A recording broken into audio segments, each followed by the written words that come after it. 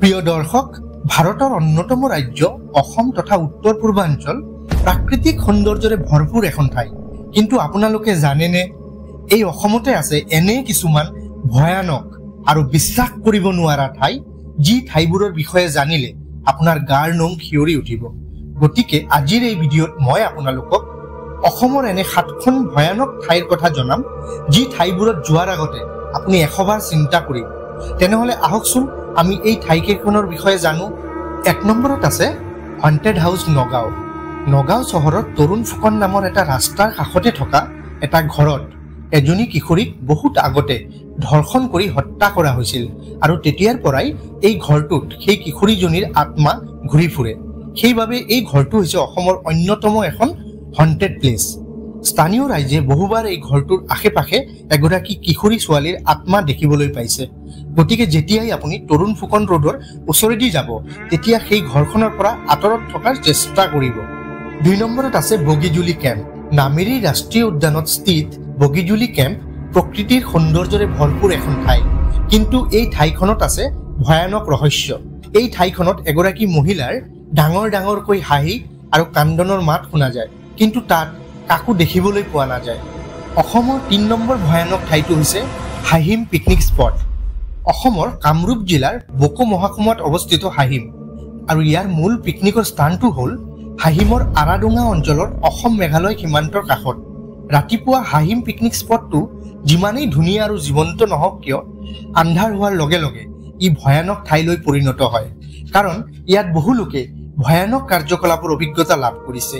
এই ঠাইখনত ওচৰ চুবুৰীয়াৰ মানুহে বেলি ডুব যোৱাৰ পিছত বিভিন্ন ধৰণৰ ভয়ানক শব্দ শুনিবলৈ পায়, যাৰ বাবে এতিয়া এই পিকনিক স্পটত হ্ৰাস পাইছে পৰ্যটকৰ আগমন। অসমৰ 4 নম্বৰ ভয়ানক ঠাইখন হৈছে পুৰণি গুদামত থকা বটগছ।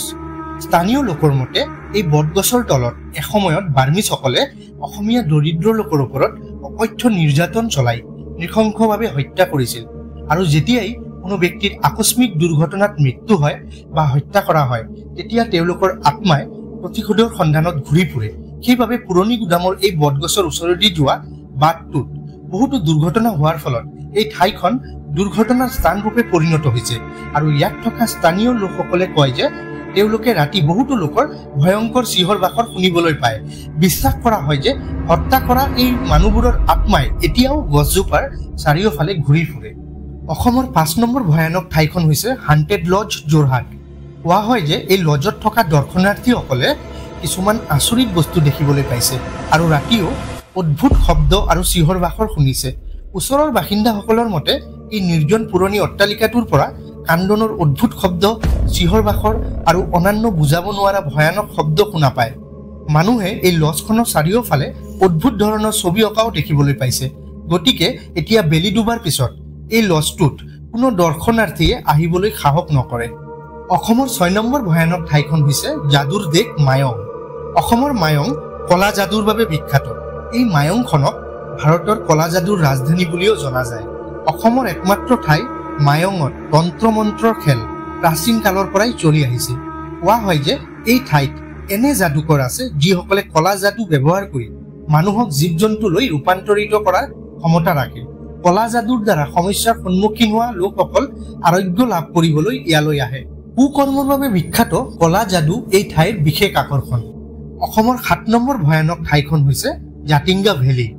অসমৰ অন্যতম ভয়ানক স্থান জাতিংগা উপত্যকাৰ আঁৰৰ কাহিনীয়ে আপোনাক আচৰিত কৰি তুলিব।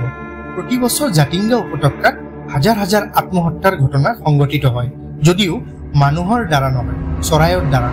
আৰু এটা আচৰিত কথা হ'ল, এই আত্মহত্যাসমূহ এটা নিৰ্দিষ্ট সময়তে সংঘটিত হয়। ছেপ্টেম্বৰৰ পৰা অক্টোবৰৰ ভিতৰত সংঘটিত হয় এই ঘটনা। লগতে সময়টো হয় সন্ধিয়া 6:30 বজাৰ পৰা 9 বজাৰ ভিতৰত।